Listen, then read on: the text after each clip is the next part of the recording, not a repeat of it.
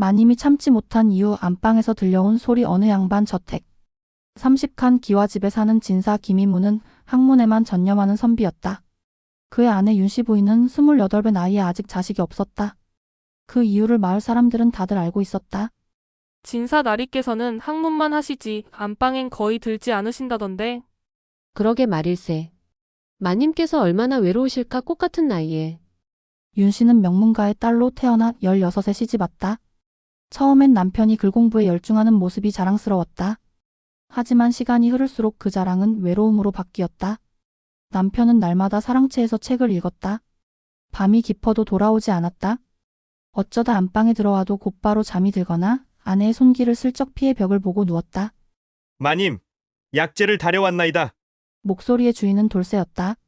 24의 젊은 나이에 키가 크고 어깨가 넓은 사내종이었다. 3년 전 남편이 시골에서 데려온 후 안채의 자비를 도맡아 하고 있었다. 거기 두거라. 윤 씨는 고개도 들지 않고 말했다. 하지만 돌쇠가 물러나지 않았다. 마님, 안색이 좋지 않으신 것 같사옵니다. 약을 드시는 게. 내가 언제 약을 달라 했더냐? 윤 씨의 목소리가 날카로워졌다. 돌쇠는 고개를 숙였다. 황송하오나, 마님께서 요즘 밤마다 한숨을 쉬시는 소리가 들려 소인이 주제넘게도. 윤 씨는 그제야 돌쇠를 바라보았다. 그의 얼굴엔 진심 어린 걱정이 담겨 있었다. 그것은 남편에게서 오랫동안 보지 못한 표정이었다. 내가 내 한숨 소리를 들었다고? 죄송하옵니다. 마님의 방과 소인의 방이 가까워 담 너머로 들려왔나이다. 윤 씨는 갑자기 얼굴이 화끈거렸다. 그녀가 밤마다 흘린 한숨, 혼자 삼킨 눈물, 그리고 때로는 베개를 꽉 껴안으며 억눌렀던 욕구. 그 모든 것을 이 사내종이 알고 있다는 사실이 수치스러우면서도 묘하게 마음을 흔들었다. 물러가거라. 마님, 물러가라 했다. 돌쇠는 더 이상 말없이 물러났다. 하지만 그의 눈빛엔 무언가가 남아 있었다. 동정인지, 연민인지, 아니면 다른 무엇인지 알 수 없는 감정. 그날 밤 윤 씨는 잠을 이룰 수 없었다. 남편은 여전히 사랑채에 있었다. 촛불 하나 켜진 안방은 너무나 넓고 텅 비어 있었다. 내가 무엇이 부족해서. 윤 씨는 거울을 보았다. 28배 얼굴은 여전히 아름다웠다. 피부는 옥처럼 희고 입술은 연지를 바르지 않아도 붉었다. 하지만 그 아름다움을 알아주는 이는 없었다. 그녀는 적삼을 벗고 속옷 차림으로 거울 앞에 섰다. 가늘면서도 탄력 있는 허리, 풍만한 가슴, 부드러운 어깨선. 혼자 보기엔 아까운 몸이었다. 이 몸이 이대로 늙어가는 것인가? 눈물이 흘렀다. 그녀는 베개를 끌어안았다. 그리고 그 안에서 자신도 모르게 신음을 흘렸다. 그 순간 담 너머에서 인기척이 들렸다. 윤 씨는 화들짝 놀라 베개를 놓았다. 누구냐? 마님 소인이옵니다. 돌쇠의 목소리였다. 윤 씨는 황급히 적삼을 걸쳤다. 이 밤에 무슨 일이냐? 마님께서 우시는 소리가 들려 혹 편찮으신가 싶어? 내가 언제 울었다고? 하오나 방금. 윤 씨는 문을 벌컥 열었다. 돌쇠가 담장 너머에 서 있었다. 달빛 아래 그의 얼굴은 창백했고 숨은 거칠었다. 너는 지금 주인마님의 방을 엿듣고 있었단 말이냐? 아니옵니다. 소인은 다만 뭐냐? 윤 씨가 한 걸음 다가갔다. 돌쇠는 뒷걸음질 쳤다. 소인은 마님께서 너무 외로워 보이셔서 감히 주제넘게도. 외롭다고? 내가 감히 내 마음을 안다고? 윤 씨의 목소리가 떨렸다. 분노가 아니었다. 슬픔이었다. 내가 얼마나 외로운지 얼마나 참아왔는지 내가 알기나 하느냐? 돌쇠는 고개를 숙였다. 그의 주먹이 꽉 쥐어져 있었다. 소인은 압니다. 뭐라고? 소인도 외롭습니다. 그 한마디에 윤 씨는 말문이 막혔다. 종놈이 외롭다니? 하지만 그의 눈빛을 보는 순간 그녀는 알았다. 그것이 거짓이 아니라는 것을.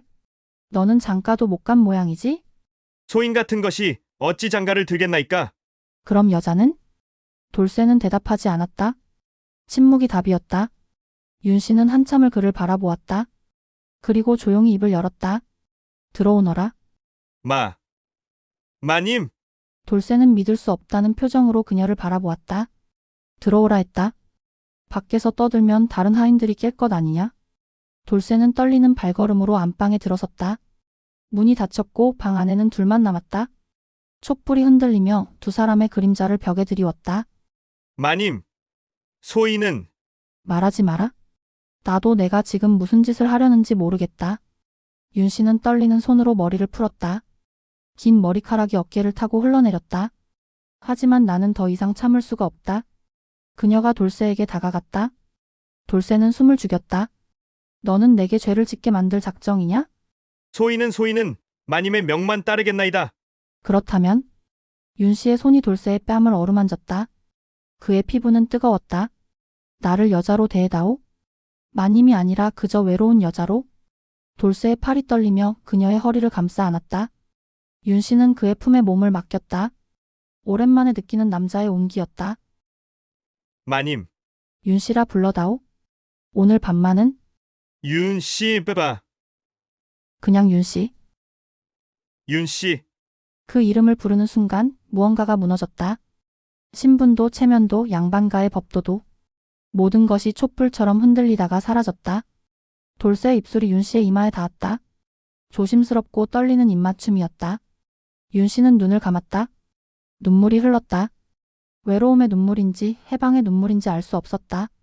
윤 씨, 소인이 말하지 마. 그냥 안고 있어다오. 둘은 바닥에 주저앉았다. 윤 씨는 돌쇠의 가슴에 얼굴을 묻었다. 그의 심장이 미친 듯이 뛰는 소리가 들렸다. 그 소리는 그녀의 심장과 같은 리듬이었다. 시간이 얼마나 흘렀을까? 윤 씨는 고개를 들어 돌쇠를 바라보았다. 그의 눈엔 욕망과 두려움이 뒤섞여 있었다. 윤 씨, 소인이 지금 감히 원하는 대로 해다오. 윤 씨가 적삼의 끈을 풀었다. 하얀 어깨가 드러났다. 돌쇠는 숨을 삼켰다. 하지만 오늘 밤만큼은 주인도 종도 없다. 그저 남자와 여자가 있을 뿐이다. 돌쇠의 손이 그녀의 어깨를 쓰다듬었다. 거친 손이었지만 그 손길은 남편보다 부드러웠다. 윤 씨는 몸을 떨었다. 오랫동안 잊고 있던 감각이 깨어났다. 윤 씨, 돌쇠야. 촛불이 꺼졌다. 어둠 속에서 둘의 숨소리만 들렸다. 거칠고 뜨겁고 절박한 숨소리. 새벽녘 돌쇠는 조용히 방을 빠져나갔다. 윤 씨는 이불 속에서 그의 뒷모습을 바라보았다. 그의 등엔 땀이 맺혀 있었다. 돌쇠야. 돌쇠가 뒤를 돌아보았다. 또 올 수 있겠느냐? 그 질문에 돌쇠는 잠시 망설였다. 그리고 고개를 끄덕였다. 마님께서 부르신다면 마님이 아니라 윤 씨가 부른다면? 돌쇠가 미소 지었다. 그 미소는 처음 보는 표정이었다. 윤 씨가 부르신다면 목숨을 걸고라도 오겠나이다. 그가 문을 나섰다. 윤 씨는 이불 속에서 자신의 몸을 만져보았다. 아직도 뜨거웠다. 그리고 처음으로 살아있다는 느낌이 들었다. 나는 지금 무슨 짓을 한 것인가? 죄책감이 밀려왔다. 하지만 동시에 해방감도 느껴졌다. 그녀는 더 이상 외롭지 않았다. 그 후로 돌쇠는 밤마다 안방을 찾았다. 남편은 여전히 사랑채에서 글을 읽었고 윤 씨는 더 이상 한숨을 쉬지 않았다. 하인들은 마님의 안색이 좋아진 것을 눈치챘다. 마님께서 요즘 많이 밝아지셨네. 그러게 말일세 무슨 좋은 일이 있으신가 보네. 좋은 일? 그것은 맞는 말이었다. 적어도 윤 씨에게는. 하지만 비밀은 영원히 지켜질 수 없는 법. 어느 날 밤 남편이 갑자기 안방으로 찾아왔다. 마님, 오늘은 내가 문을 열었을 때 남편은 얼어붙었다. 방 안에는 아내 혼자가 아니었다. 돌쇠가 황급히 옷을 여미며 벽 쪽으로 물러나고 있었다. 이게 무슨 짓이냐? 남편의 목소리가 저택을 울렸다. 윤 씨는 담담하게 적삼을 여미며 남편을 바라보았다. 당신이 하지 않은 일을 다른 이가 했을 뿐이요. 뭐라고? 당신은 10년 동안 나를 여자로 대한 적이 없소. 나는 그저 집안을 지키는 꼭두각시였을 뿐이요. 남편은 말문이 막혔다. 윤 씨는 계속했다. 나도 여자요? 살아있는 사람이요? 당신이 외면한 그 부분을 이 사람이 채워주었소. 감히 종놈 따위와! 종놈이라뇨? 윤 씨가 돌쇠의 손을 잡았다. 이 사람은 나를 진심으로 대해주었소.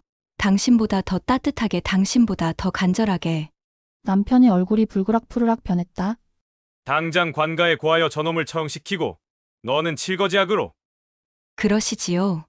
윤 씨는 담담했다. 하지만 그 전에 마을 사람들에게 알려지겠지요.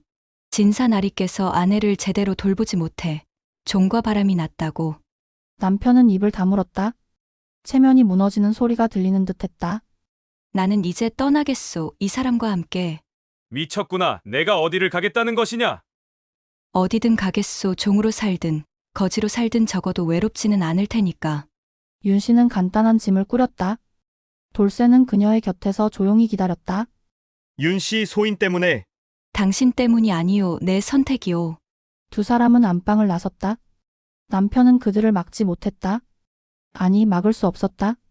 이미 무너진 것은 부부의 연이 아니라 그가 쌓아 올린 체면과 허상이었다. 훗날 사람들은 그 이야기를 두고 말이 많았다. 양반과 마님이 종놈과 도망갔다지? 체면이고 뭐고 다 버리고 말일세. 하지만 누군가는 조용히 말했다. 그래도 마님은 행복했을까? 그 질문에 대한 답은 아무도 몰랐다. 다만 한 가지는 분명했다. 윤 씨는 더 이상 안방에서 한숨을 쉬지 않았다는 것. 그리고 돌쇠는 마침내 자신을 필요로 하는 누군가를 찾았다는 것.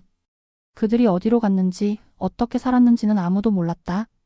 하지만 간혹 한양 저자거리에서 서로의 손을 꼭 잡고 걷는 부부를 본 이가 있었다. 여자는 양반과 마님의 품위를 벗어던지고 남자는 종놈의 비굴함을 벗어던졌다. 그들은 그저 서로를 필요로 하는 평범한 남자와 여자였다. 그리고 그것이 가장 행복한 결말이었는지도 모른다. 밤마다 안방에서 들리던 소리는 이제 한숨이 아니었다. 웃음소리였다. 외로움을 참지 못한 마님과 그녀를 채워준 사내. 그들의 이야기는 이렇게 끝났다. 아니, 어쩌면 이제 막 시작된 것인지도 몰랐다. 절마당에서 생긴 일스님과 상좌의 야한 고백 지리산 자락에 청운사라는 작은 절이 있었다. 절은 작았으나 풍광만큼은 천하절경이었다. 절 뒤로는 천길 낭떠러지가 펼쳐지고 앞으로는 운해가 피어올랐다. 아침이면 새소리가 법당을 가득 채웠고 저녁이면 달빛이 마당을 은빛으로 물들였다. 청운사에는 세 사람이 살고 있었다. 주지스님 법현, 나이는 65. 젊은 시절 한양 대찰에서 수행했으나 속세의 번잡함을 싫어하여 이 깊은 산중으로 들어온 지 20년이 되었다. 얼굴에는 주름이 깊게 팠으나 눈빛만은 맑고 깊었다. 상좌 무념 27. 5년 전 이 절에 들어왔다. 본래는 한양 양반집 자제로 과거를 준비하던 선비였으나 사랑하던 여인이 다른 남자에게 시집을 가자 절망하여 출가했다. 얼굴은 수려했고 몸은 건장했다. 하지만 눈빛 어딘가에 아직 채 사라지지 않은 속세의 그림자가 남아있었다. 그리고 행자지에 25. 1년 전 이 절에 왔다. 가난한 농가의 아들로 태어나 입 하나 덜기 위해 절에 보내졌다. 순박하고 우직했으나 어딘가 모자란 구석이 있었다. 하지만 힘이 좋아 굳은 일을 도맡아 했다. 이 세 사람은 조용히 평화롭게 지냈다. 새벽 4시에 일어나 예불을 올리고 아침 공양을 마친 후 각자의 소임을 다했다. 법현 스님은 경전을 읽고 무념은 참선을 했으며 지혜는 밭을 일구고 나무를 했다. 저녁 예불을 올린 후에는 차를 마시며 하루를 마무리했다. 그렇게 시간이 흘렀다. 계절이 바뀌고 달이 차고 기울었다. 무념은 점점 수행에 익숙해졌다. 처음에는 옛사랑이 자주 떠올랐으나 이제는 그 빈도가 줄어들었다. 마음이 조금씩 고요해지는 것을 느꼈다. 이대로 가면 언젠가는 진정한 평화를 얻을 수 있을 것이다. 무념은 그렇게 믿었다. 하지만 그것은 착각이었다. 어느 무더운 여름날이었다. 절에 한 여인이 찾아왔다. 24, 5쯤 되어 보이는 그녀는 비구니복을 입고 있었다. 머리는 깎았으나 얼굴은 아름다웠다. 특히 눈이 인상적이었다. 깊고 촉촉한 마치 가을 연못 같은 눈이었다. 주지스님 계십니까? 그녀의 목소리는 낮고 부드러웠다. 마치 바람이 풀잎을 스치는 소리 같았다. 마당을 쓸고 있던 무념이 고개를 들었다. 순간 숨이 막혔다. 그녀와 눈이 마주쳤다. 찰나였지만 그 짧은 순간에 무념의 가슴속 어딘가가 무너져 내렸다. 이게 무엇인가? 무념은 황급히 시선을 내렸다. 스님께서는 법당에 계십니다. 감사합니다. 여인이 법당으로 올라갔다. 치맛자락이 바람에 날렸다. 무념은 그 뒷모습을 물끄러미 바라보았다. 가슴이 두근거렸다. 5년 만에 처음 느끼는 감정이었다. 법당에서 법현 스님과 여인이 대화하는 소리가 들렸다. 혜정이라고 합니다. 서쪽 암자 월광암에서 수행하고 있습니다. 월광암 정진 스님의 제자인가? 그렇습니다. 스님께서 경전을 빌려오라 하셨습니다. 화엄경 사본이 이곳에 있다고 들었습니다. 그건 말인가 있지. 하지만 낡고 해서 함부로 빌려주기가 조심스럽네. 조심히 다루겠습니다. 좋아. 무념아, 무념이 법당으로 올라갔다. 예, 스님. 서고에서 화엄경을 꺼내 이 보살님께 드려라. 알겠습니다. 무념은 서고로 갔다. 혜정이 따라왔다. 좁은 서고 안에 두 사람만 있었다. 무념은 긴장했다. 손이 떨렸다. 책을 찾는 척하면서 정신을 가다듬으려 했으나 쉽지 않았다. 혜정의 채취가 느껴졌다. 은은한 향이었다. 무슨 꽃인지 알 수 없었으나 달콤하면서도 쌉쌀한 그 향기가 코를 찔렀다. 찾으셨습니까? 혜정이 물었다. 아, 네, 여기 있습니다. 무념은 책을 꺼내 건넸다. 손이 스쳤다. 전기가 흐르는 것 같았다. 두 사람은 동시에 움찔했다. 눈이 마주쳤다. 혜정의 눈빛이 흔들렸다. 무념도 마찬가지였다. 감사합니다. 혜정이 책을 받아들고 황급히 서고를 나갔다. 무념은 그 자리에 서서 한참을 움직이지 못했다. 가슴이 미친 듯이 뛰었다. 내가 지금 무슨 생각을 하는 거지? 무념은 고개를 저었다. 출가한 몸이었다. 수행자였다. 여색을 탐해서는 안 되었다. 하지만 마음은 통제되지 않았다. 혜정이 저를 떠난 후에도 그녀의 얼굴이 머릿속에서 떠나지 않았다. 그날 밤 무념은 잠을 이루지 못했다. 참선을 하려 했으나 집중이 되지 않았다. 경전을 읽으려 했으나 글자가 눈에 들어오지 않았다. 혜정의 얼굴, 그녀의 목소리, 그녀의 향기. 모든 것이 무념을 괴롭혔다. 이러면 안 되는데. 무념은 이불을 뒤집어 쓰고 몸을 웅크렸다. 하지만 몸은 뜨거웠다. 마치 불덩이를 삼킨 것처럼. 다음 날 새벽 무념은 우물가로 갔다. 차가운 물로 얼굴을 씻으며 정신을 차리려 했다. 그때 법현 스님이 다가왔다. 무념아, 예, 스님. 어젯밤 잠을 못 잤구나. 무념은 고개를 숙였다. 죄송합니다. 무슨 일이냐? 그게 무념은 말을 잇지 못했다. 법현 스님은 빙그레 웃었다. 혹시 어제 온 비구니 때문이냐? 무념은 깜짝 놀라 고개를 들었다. 어떻게? 네, 눈빛을 보면 안다. 예전에 나도 그랬으니까. 스님께서도? 그럼 나도 젊은 시절에는 그랬지. 수행자라고 해서 돌이나 나무가 아니지 않느냐? 법현 스님은 무념의 어깨에 손을 얹었다. 마음이 흔들리는 것은 자연스러운 일이다. 부끄러워할 것 없다. 하지만 스님, 저는 출가한 몸입니다. 이러면 안 되는데. 그래, 이러면 안 되지 하지만 억누른다고 해서 사라지는 것이 아니다. 그럼 어찌해야 합니까? 법현 스님은 하늘을 올려다보았다. 마음을 들여다보아라. 내가 진정 원하는 것이 무엇인지, 그것이 일시적인 욕망인지 아니면 더 깊은 무언가인지. 저도 모르겠습니다. 그럼 시간을 가져라. 서두르지 마라. 답은 저절로 찾아온다. 무념은 고개를 끄덕였다. 하지만 답은 쉽게 찾아오지 않았다. 사흘이 지나고 일주일이 지나도 혜정의 얼굴은 머릿속에서 떠나지 않았다. 그리고 보름이 되던 날 혜정이 다시 저를 찾아왔다. 책을 반납하러 왔습니다. 무념이 마당에 있었다. 두 사람은 다시 눈이 마주쳤다. 이번에는 더 오래 바라보았다. 혜정의 눈빛도 흔들리고 있었다. 이 사람도 나와 같은 것일까? 무념은 가슴이 두근거렸다. 법현 스님이 책을 받고 차를 대접했다. 멀리서 오시느라 수고하셨소. 차나 한잔 하시게. 감사합니다. 세 사람은 마루에 앉아 차를 마셨다. 법현 스님이 말을 꺼냈다. 예정보살, 수행이 어떠하신가? 잘 되지 않습니다. 혜정의 목소리가 떨렸다. 마음이 자꾸 흔들립니다. 무엇 때문에? 혜정은 잠시 망설이다가 대답했다. 집착 때문입니다. 놓아야 할 것을 놓지 못하고 있습니다. 무엇을 놓지 못하는가? 혜정은 대답하지 않았다. 대신 무념을 슬쩍 쳐다보았다. 무념도 그녀를 보았다. 두 사람의 시선이 공중에서 얽혔다. 법현 스님은 그것을 보았다. 그렇구나. 스님은 한숨을 쉬었다. 무념아, 예정보살을 월광암까지 배웅해드려라. 산길이 험하니 혼자 가시기 어렵겠다. 무념은 놀랐다. 스님, 그것은 가거라 그것이 수행이다. 무념은 무슨 뜻인지 알 수 없었으나 고개를 끄덕였다. 혜정도 당황한 기색이었으나 거절하지 않았다.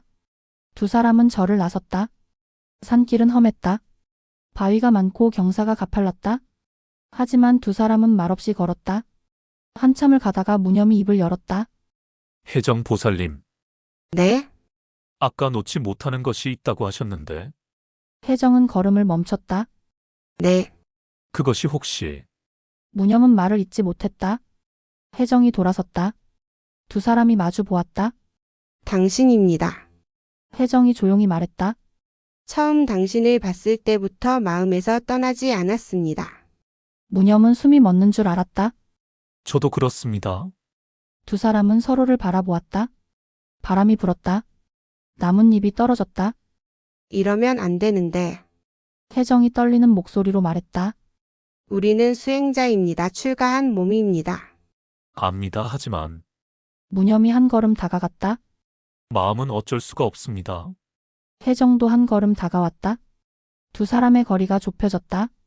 손이 닿을 듯 말 듯한 거리. 우리 어찌 해야 할까요? 혜정이 물었다. 모르겠습니다. 하지만 무념이 그녀의 손을 잡았다. 지금 이 순간만큼은 솔직하고 싶습니다. 혜정은 눈물을 흘렸다. 저도요. 두 사람은 서로를 끌어안았다. 오랜 시간 그렇게 서 있었다. 아무 말도 하지 않았다. 그저 서로의 온기를 느꼈다. 해가 기울기 시작했다. 이제 가야 해요. 혜정이 무념의 품에서 벗어났다. 다시 볼 수 있을까요? 모르겠어요. 아마 다시 만나면 안 될 것 같아요. 왜요? 다시 만나면 저는 더 이상 참을 수 없을 것 같아서요. 무념은 고개를 끄덕였다. 저도 그렇습니다. 두 사람은 헤어졌다. 혜정은 월광암으로, 무념은 청운사로 돌아갔다. 그날 밤 무념은 법현 스님 앞에 무릎을 꿇었다. 스님, 저는 수행자로서 실격입니다. 법현 스님은 조용히 차를 마셨다. 무슨 일이 있었느냐? 혜정 보살과 마음을 나누었습니다. 그래서 죄를 지었습니다. 몸을 섞었느냐? 아니요, 하지만 마음으로 그리했습니다. 법현 스님은 빙그레 웃었다. 마음으로 그리한 것이 죄라면 세상의 모든 수행자는 죄인이다. 스님, 무념아, 내가 잘못 알고 있는 것이 하나 있다. 법현 스님은 찻잔을 내려놓았다. 수행이란 욕망을 없애는 것이 아니다. 욕망을 이해하는 것이다. 무슨 뜻입니까? 너는 지금 혜정보살을 향한 마음 때문에 괴로워하고 있다. 그 마음을 없애려 하고 있지. 그것이 잘못된 것입니까? 없앨 수 있느냐? 무념은 대답하지 못했다. 없앨 수 없다. 마음은 없애는 것이 아니라 알아차리는 것이다. 알아차린다는 것이?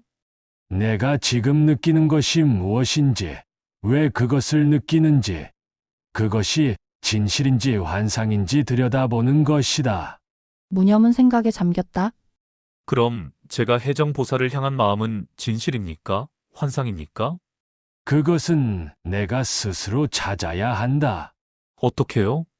시간을 두고 지켜보아라. 그 마음이 변하는지, 변하지 않는지, 그것이 일시적 충동인지, 아니면 더 깊은 인연인지. 무념은 고개를 끄덕였다. 하지만 스님, 만약 그것이 진실이라면 어찌해야 합니까? 그때 가서 결정해라. 승복을 벗을 것인지, 마음을 비울 것인지. 그날 밤 무념은 잠을 이루지 못했다. 법현 스님의 말을 곱씹었다. 내 마음이 진실인가 환상인가? 한 달이 지났다. 두 달이 지났다. 혜정은 다시 나타나지 않았다. 무념도 찾아가지 않았다. 하지만 마음속에서는 그녀가 떠나지 않았다. 시간이 지나도 사라지지 않았다. 오히려 더 깊어졌다. 이것은 환상이 아니다. 무념은 깨달았다. 어느 가을밤 무념은 다시 법현 스님 앞에 섰다. 스님, 결심했습니다. 무엇을? 승복을 벗겠습니다. 법현 스님은 놀라지 않았다. 그녀를 찾아갈 것이냐? 네, 후회하지 않겠느냐? 후회하지 않겠습니다. 이것이 제 길입니다. 법현 스님은 한참을 무념을 바라보다가 고개를 끄덕였다. 좋다. 가거라. 스님, 다만 한 가지만 기억해라. 무엇입니까? 진정한 수행은 산속에만 있는 것이 아니다. 속세에도 있다.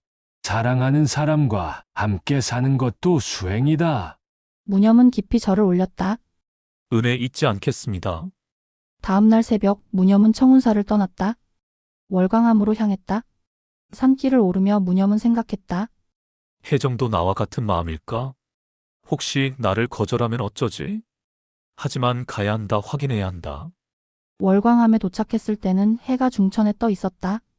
무념은 암자문을 두드렸다. 늙은 비구니가 나왔다. 누구시오? 청운사에서 온 무념입니다. 혜정 보살을 뵙고 싶습니다. 혜정이는 없소. 무념은 가슴이 철렁했다. 어디 가셨습니까? 암자를 떠났소 보름 전에. 어디로? 모로 그저 속세로 내려간다고만 했소. 무념은 절망했다. 떠났다니 어디로 간 것일까?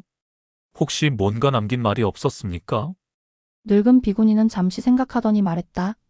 한 가지 있소. 누군가 자기를 찾아오면 이것을 전해달라고 했소.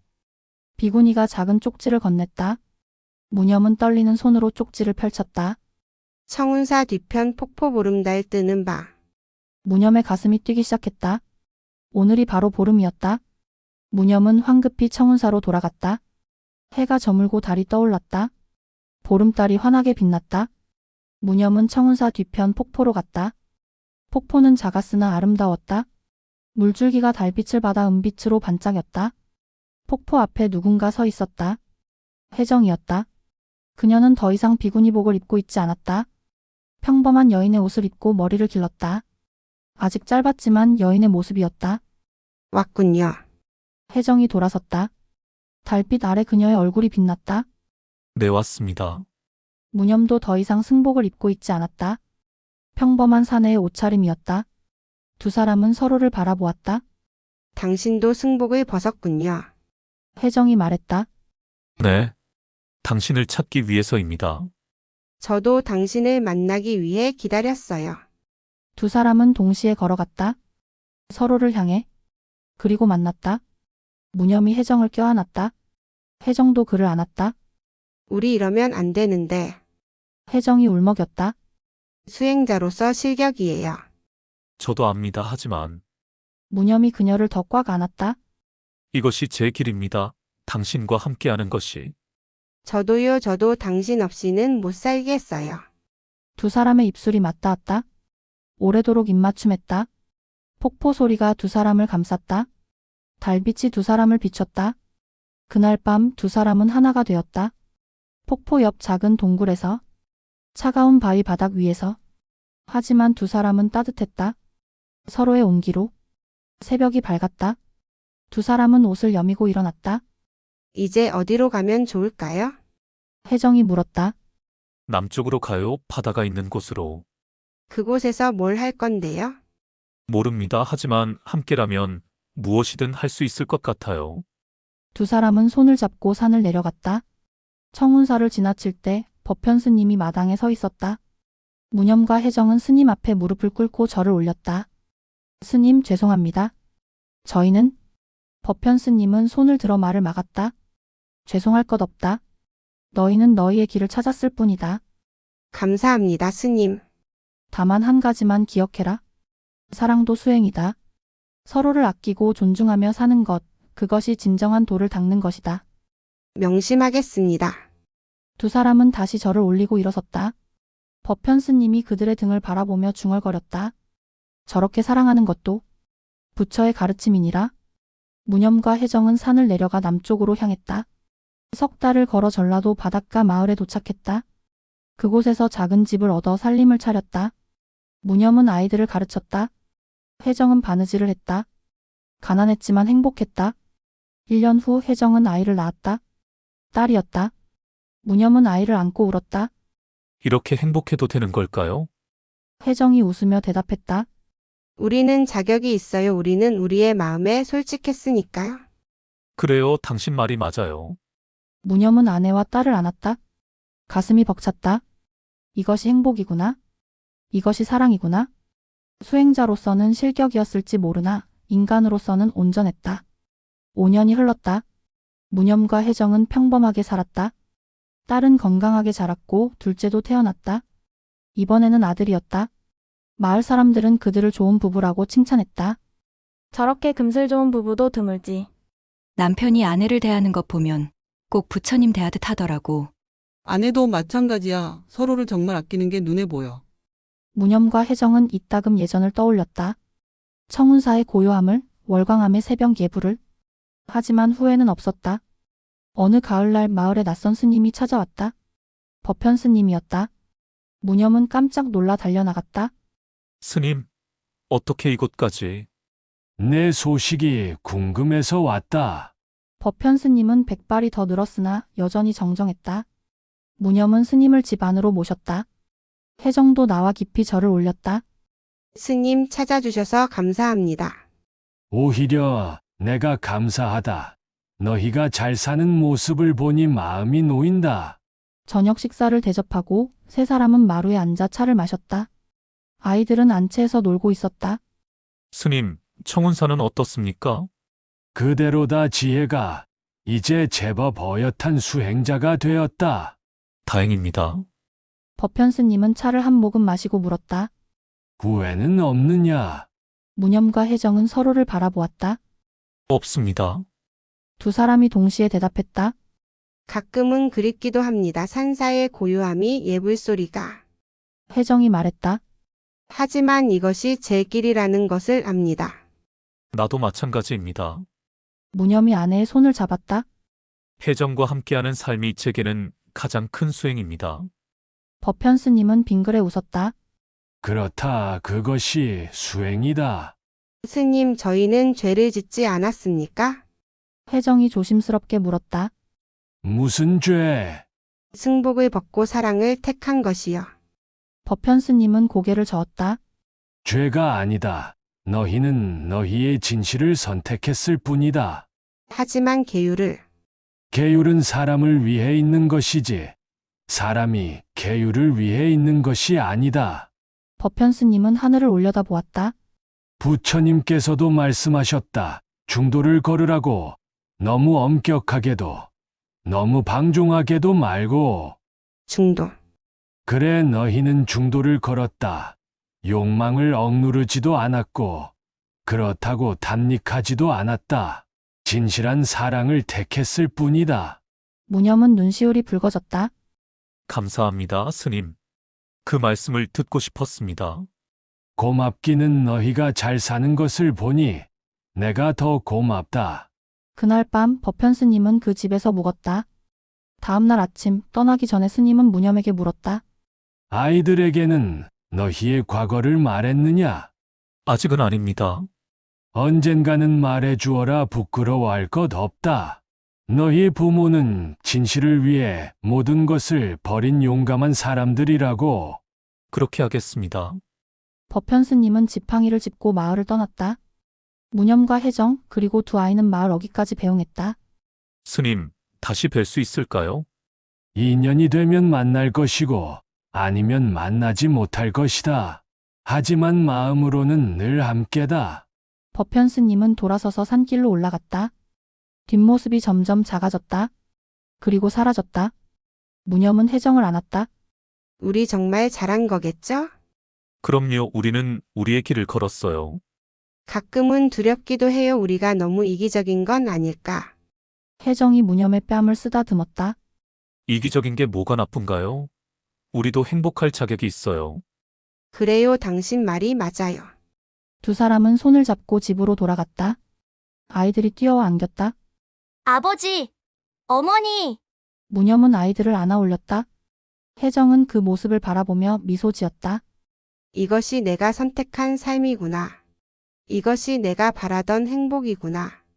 그날 밤 두 사람은 마루에 나란히 앉아 달을 바라보았다. 보름달이 환하게 빛나고 있었다. 저 달을 보면 생각나요. 혜정이 말했다. 우리가 처음 만난 날 폭포 앞에서. 나도 기억해요. 평생 잊지 못할 거예요. 무념이 아내의 손을 잡았다. 혜정, 사랑해요. 나도 사랑해요, 무녀. 두 사람은 서로를 바라보았다.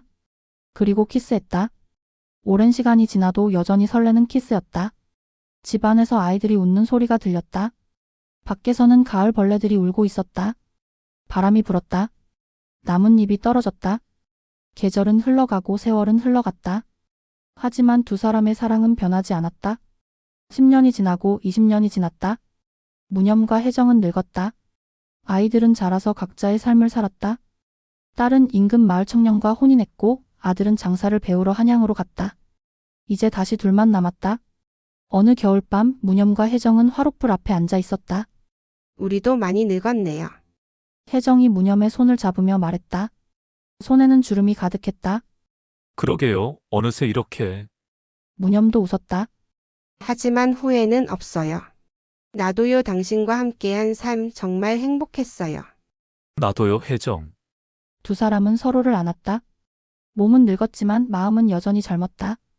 여전히 사랑했다. 그해 봄 무념이 병으로 쓰러졌다. 오래 앓지는 않았다. 한 달쯤 누워있다가 어느 날 혜정의 손을 잡고 말했다. 혜정, 이제 갈 시간인 것 같아요. 안 돼요, 아직 가면 안 돼요. 혜정은 울었다. 당신 없이 어떻게 살아요? 괜찮아요. 우리 저 세상에서 다시 만나요. 약속해요? 약속해요. 꼭 다시 만나요. 무념은 마지막 힘을 다해 혜정의 손을 꼭 잡았다. 사랑해요, 혜정. 나도 사랑해요, 무녀. 그리고 무념은 눈을 감았다. 평화로운 얼굴이었다. 혜정은 그의 손을 놓지 않았다. 한참을 그렇게 앉아 있었다. 장례를 치른 후 혜정은 홀로 남았다. 아이들이 함께 살자고 했지만 거절했다. 괜찮다, 나는 여기서 아버지를 기다릴 거다. 혜정은 매일 무념의 묘에 갔다. 차를 올리고 이야기를 나눴다. 오늘은 날씨가 좋네요. 당신이 좋아하던 날씨예요. 어제는 손주가 찾아왔어요. 많이 컸더라고요. 당신이 보고 싶어요. 정말 보고 싶어요. 그렇게 3년이 흘렀다. 어느 봄날 혜정도 조용히 세상을 떠났다. 아침에 일어나지 않아 아들이 찾아갔더니 이미 숨이 끊어져 있었다. 얼굴은 편안했다. 마치 잠든 것처럼. 아들은 어머니를 아버지 옆에 묻어드렸다. 두 무덤이 나란히 섰다. 그날 밤 마을 사람들은 신기한 것을 보았다. 두 무덤 위로 빛이 올라갔다고 했다. 두 줄기의 빛이 하늘로 올라가더니 공중에서 하나로 합쳐졌다고. 그리고 사라졌다고. 사람들은 말했다. 저 두 분은 저 세상에서도 함께 계실 거야. 그래. 저렇게 사랑한 부부는 처음 봤어. 죽어서도 함께 하실 거야. 봄이 오고 여름이 오고 가을이 오고 겨울이 왔다. 계절은 돌고 돌았다. 무념과 혜정의 무덤 위로 풀이 자라고 꽃이 피었다. 그리고 그들의 이야기는 전설이 되어 마을에 남았다. 수행자의 길을 버리고 사랑을 택한 두 사람. 계율을 어겼으나 진실을 지킨 두 사람. 사람들은 그들을 비난하지 않았다. 오히려 부러워했다. 저렇게 사랑할 수 있다면 나도 모든 것을 버릴 수 있을 것 같아. 진정한 사랑이란 저런 게 아닐까? 계율이고 뭐고 사랑 앞에서는 다 소용없는 거야. 세월이 흘러 100년이 지났다. 무념과 혜정의 후손들은 번창했다. 그들은 조상의 이야기를 자랑스럽게 여겼다. 우리 조상님들은 진정한 사랑을 하신 분들이야. 그리고 지금도 그 마을에 가면 두 개의 무덤을 볼 수 있다. 나란히 선 두 무덤. 사람들은 그곳을 사랑의 무덤이라 부른다. 젊은 연인들이 찾아와 소원을 빈다. 저 두 분처럼 영원히 사랑하게 해주세요. 그리면 바람이 분다. 나뭇잎이 흔들린다.